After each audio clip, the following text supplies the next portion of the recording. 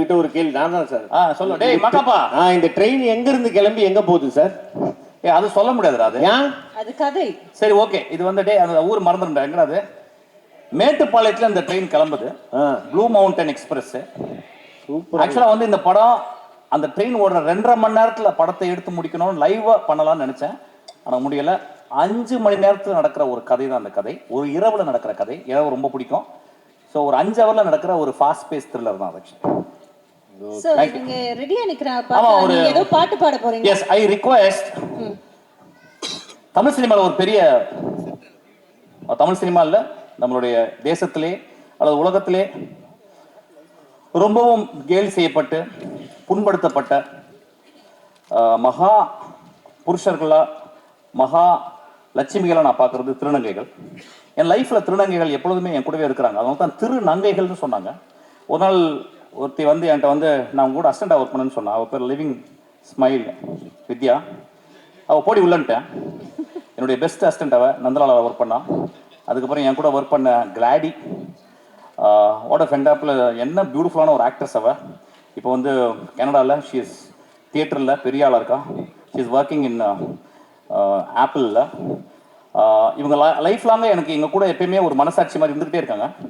So I request all my திருநங்கைகளை மேலே கூப்பிட்றேன். இந்த படத்தில் வந்து ஒரு சின்ன ஒரு முக்கியமான ஒரு ட்ரெயின் போகும்போது பலவிதமான மனிதர்கள் போவாங்க. அப்போ நான் யோசித்தேன் வந்து ரொம்ப ரொம்ப முக்கியம் அந்த படத்தில் வந்து என் கூட என்னுடைய திருநங்கைகளும் இந்த லட்சுமிகளும் இந்த சரஸ்வதிகளும் என் கூட வரணும்னு ஆசைப்பட்டேன். இந்த படத்தில் மிக முக்கியமான ஒர்க் அவங்க பண்ணியிருக்காங்க. So I request them to come on stage. இவங்களுக்காக ஆக்சுவலாக நான் இன்னும் சொல்லலை. கபிலன் வந்து இந்த எல்லா பாட்டையும் கபிலன் தான் என்னுடைய ரொம்ப ஆத்மார்த்தமான ஃப்ரெண்டு. 3 நாளாக கூப்பிட்றேன், எங்கே போனான்னு தெரியல, ஃபோன் ஆஃப் பண்ணி வச்சிருக்கான். அவன் வந்து இந்த ஒரு பாட்டு கேட்டேன். அந்த பாட்டு நான் கொடுத்தது வந்து திருநங்கை தாலாட்டு அப்படின்னு சொல்லிட்டு. ஏன்னா இந்த திருநங்கைகள் உலகம் ஃபுல்லாக இருக்க தாய்களுக்கும் குழந்தைகளுக்கும் தாலாட்டு பாடிட்டே இருக்காங்க. நான் வந்து இந்த திருநங்கைகளுக்காக ஒரு தாலாட்டு பாடலான்னு சொல்லி ஒரு பாட்டு கம்போஸ் பண்ணேன். அது ரொம்ப பியூட்டிஃபுல்லாக கபிலன் எழுதியிருக்கான். அந்த பாட்டை நான் உங்களுக்கு முன்னாடி நான் பாடுறேன். அந்த இது இருக்கு, சித்திரம் பேசி பாட்டு வந்து ஒரு 60 கோடி ரூபாயில் எடுக்கலாம்னு சொன்னார். அப்போ நான் சொன்னேன், இல்லை சார் அவ்வளோ விஷயமே இங்கே இல்லை, கிளைமேக்ஸில் ஹெலிகாப்டர்லாம் வர முடியாது சார், ஆக்சுவலி ரொம்ப சாதாரண கதை சார் இது அப்படின்னேன். அப்போ விக்ரம்க்கு ரொம்ப பிடிச்சது அந்த கதை. அப்போ ஒரு அட்வான்ஸ் கொடுத்தாரு டான் சார். ஐ திங்க் 50,000 rupees கொடுத்தாரு.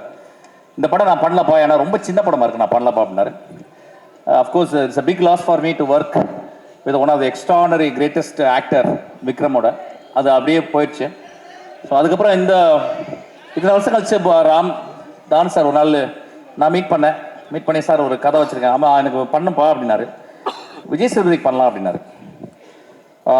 விஜய் சேதுபதி என் கூட வந்து ஒரு படம் 2 நாள் ஒர்க் பண்ணிச்சு அந்த குழந்தை. ஸோ 10 வருஷம் கழிச்சு நாங்கள் 2 பேரும் ஒன்றும் இல்லை, சண்டையில் சும்மா 2 பேருக்கு ஒரு சின்ன ரிஃப்ட். நான் வந்து ஒரு ஆடிஷனில் வந்து அவரை வந்து ஒரு I think I tend give a proper space to him. So I said no, இந்த படத்தில் நீங்கள் இல்லைன்னு. அப்புறம் தம்பி வந்து is become one of the greatest actor. அதுக்கப்புறம் வந்து சைக்கோ பார்த்து வந்து என்னை பார்த்து ரொம்ப கட்டிப்பிடிச்சு முத்தம் கொடுத்துச்சு. நான் அன்றைக்கி I found one of my not only a great actor, one of the great human being நான் அவரை பார்த்தேன்.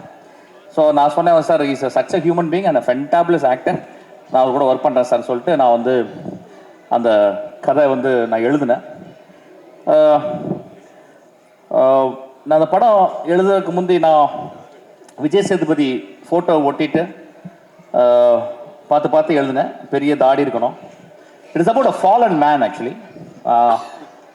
ஒரு வாழ்க்கையில் அர்த்தம் இல்லை அப்படின்னு முடிஞ்சு போச்சுன்னு நினச்சிக்கிருக்க ஒரு கதாபாத்திரம். என்னதான் ஒரு ரைட்டர் எழுதினாலும், என்னதான் ஒரு ப்ரொடியூசர் காசு போட்டு, என்னதான் எல்லா டெக்னீஷியன்ஸும் ஒர்க் பண்ணாலும், அதை ஃப்ரண்ட்டில் அதை ப்ரெசென்ட் பண்ண போகிற ஒரு பர்சனாலிட்டி தான் ஆக்டர். ஐ திங்க் இந்த படம் விஜய் சேதுபதி தவிர வேற யாருமே இதை பண்ணியிருக்க முடியாதுன்னு நினைக்கிறேன். அது எப்படி சொல்லலாம்னா, அவனுக்கு ஒரு அப்போ கமல் சார் பண்ணியிருக்க முடியாதா? கமல் சார் பண்ணியிருக்க முடியாது. அப்போ வேற யாராவது பெரிய ஆக்டர் அமெரிக்கன் பண்ண முடியாதா? அமெரிக்கன் பண்ண முடியாது. ஏன்னா when something is written for one person and the person comes inside, I think Vijay Sethupathi வந்து ஒரு பெரிய எரிமலை மாதிரி ஆக்சுவலி. There are places. நான் இப்போ திரும்பி அந்த படம் பார்க்கும்போது, இந்த படம் வந்து நான் நல்லா இருக்கு படம்னு சொல்ல வரல, நான் வந்து என் படத்தை பற்றி பெரிய படம்லாம் பேச வரல. I'm talking about one great technician. நீங்கள் படம் பார்த்து நல்லா இல்லைன்னா செருப்பக்கல் அடிங்க, அதை பற்றி பரவாயில்ல. I'm talking about one great technician. I'm not talking about my movie and I will never talk about my movie. என் படம் நல்லா இருந்தால் தான் ஓடணும் அப்படின்றது ரொம்ப தெளிவாக இருக்கும் ஆக்சுவலாக. But the extraordinary performance by Vijay Sethupathi, selfless performance, I will never forget. நான் லைஃப்பில் வந்து ஒரு பெரிய ஒரு லாரன்ஸ் ஒலிவியே அல்லது வந்து ஒரு மிஃபுனே அல்லது ஒரு சோய்மின் சிக் அவங்களுக்குலாம் ஒர்க் பண்ண முடியல. But I work with Vijay Sethupathi. அப்போ நான் யோசிச்சு பார்த்தேன், ஒரு கலைஞன், ஒரு ஆக்டர்னா என்ன அப்படின்னா ஸ்பண்டானிட்டி. உடனடியாக ஒரு இதயத்துலேருந்து ஒன்று வரும், அதுதான் ஃபர்ஸ்ட் டேக். நான் அந்த படத்தில் வந்து விஜய் சேதுபதிக்கு ஐ திங்க் 2 டேக் கூட போகல. எந்த ஷார்ட்டுமே நான் 2 டேக் போகல, ஒரே டேக் தான். எக்ஸ்பிளைன் பண்ணுவோம், ஸ்பேஸ் கொடுப்பேன், தம்பி வந்து நிற்கும், கிரகிச்சுக்கும், அப்படியே நிற்கும். நான் கேமராவில் சொல்லுவேன், எனக்கு வந்து நான் பிளாக் பண்ண மாட்டேன். Because I think Fauzi was so grace enough to give me a chance to be his second unit cameraman actually. So நான் கேப்சர் பண்ணும்போது நான் ஆக்டர்கிட்ட இன்ஸ்ட்ரக்ஷனே கொடுக்க மாட்டேன். நான் சொல்லுவேன், நீங்கள் ஒன்று பண்ணுங்கள், நான் ரிஹர்சலும் பண்ண மாட்டேன். ஏன்னா அந்த ஸ்பேஸ் எனக்கு சின்ன ஸ்பேஸ். அது ஒரு ட்ரெயினை நீங்கள் டிஃபைன் பண்ணால் 24 இன்ச்சு தான் ஆக்சுவலி. ஆர்ட் டைரக்டர் வந்து என்ன பண்ணார், ஒரு 40 இன்ச்சியாக போட்டு சார் பெரிய கேமரா நோன்னு சொன்னேன். ஐ set I want the same train because how much ever ஒரு டைரக்டருக்கு எவ்வளோ கான்ஃப்ளிக்ட் இருக்கோ அந்த அளவுக்கு அவர் கிரியேட்டிவ் வரன்னு சொன்னார். ஸோ அந்த மாதிரி வந்து I gave a very small space for Vijay Sethupathi and it's a huge frame. அவர் வந்து அதுக்குள்ளே அவர் பண்ணது, அதை நான் கேப்சர் பண்ணது, it was a delightful experience for my life. I work with many actors, many great actors like Nasser and few actors, Naren, all.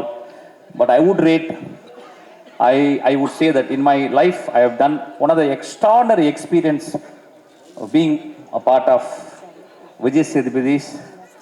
ஒரு நான் அந்த க்ரூவில் நான் வந்து அவருக்கு வந்து இன்ஸ்ட்ரக்ஷன் கொடுத்துருக்கேன். I am very proud of that Vijay Sethupathi. Thank you so much. படம் late ஆச்சுன்னா ஒன்றுமே கவலை சார். இன்னும் 10 வருஷம் நீங்கள் லேட் பண்ணி தான் நான் கவலைப்பட மாட்டேன் சார். ஏன்னா எனக்கு தெரியும், I know that you love this film. Love better than me what I love this film. நீங்கள் ரொம்ப அந்த நேசிச்சிங்க. தெர் ஆர் மெனி ரீசன்ஸ் இருக்குது. நான் வந்து அந்தளவுக்கு மெச்சூரிட்டி ஆகிட்டேன். ஒரு ப்ரொடியூசர் வந்து லேட்டஸ்ட்னா அதுக்கு நிச்சயமாக காரணம் இருக்கும். அது நிறைய காரணம் அந்த படத்தில் இருந்துச்சு. இப்போ பிசாஸ் ப்ரொடியூசர் இங்கே உட்காந்துருக்காரு.